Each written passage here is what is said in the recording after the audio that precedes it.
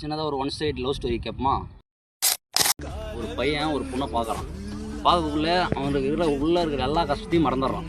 அந்த பொண்ணு முதல் பார்த்தோன்னே அவனுக்கு அந்த கஷ்டமே இல்லை. அந்த பொண்ணு பார்க்குது, நாளும் கடந்து போகுது. இன்னும் ஒரு 6 மாதம் 7 மாதம் பார்க்குது. ஆனால் இந்த பையனால் அந்த பையன் போயிட்டு அந்த பொண்ணுகிட்ட பேசவே முடியல. எப்படின்னா, நான் அவன் லவ் பண்ணுறேன்னு சொல்ல முடியல. ஏன்னா அவன் யார்கிட்ட இன்ன வரைக்கும் பொண்ணுகிட்ட பேசுனதே கிடையாது. நான் அந்த மாதிரி சொல்ல முடியல.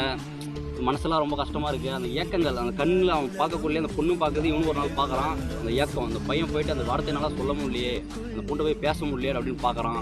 நாளும் கடந்து போகுது. மனசு ரொம்ப வலிக்குது.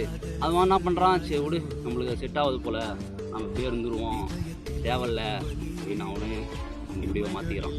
அவன் மாற்றிக்கிட்டாலும் அவன் மனசு வலிக்குது ரொம்ப. அழுகுறான், தனிமையில் போய் அழுகுறான். இருந்தாலும் ஒன் சைடு லவ் இருந்தாலும் டபுள் சைடாக கூட பேசி ஈஸி தான் அவன் ஆயிடலாம். ஒன் சைடு லவ் ஒன் சைடில் போய் பேசக்கூட முடியாது, எதுவும் பண்ண முடியாது.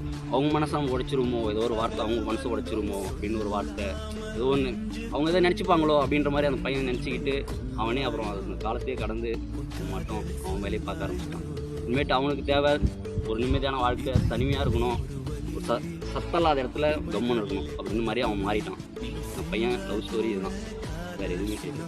ஒன் சைடு லவ் ஸ்டோரி நல்லா இருக்கா?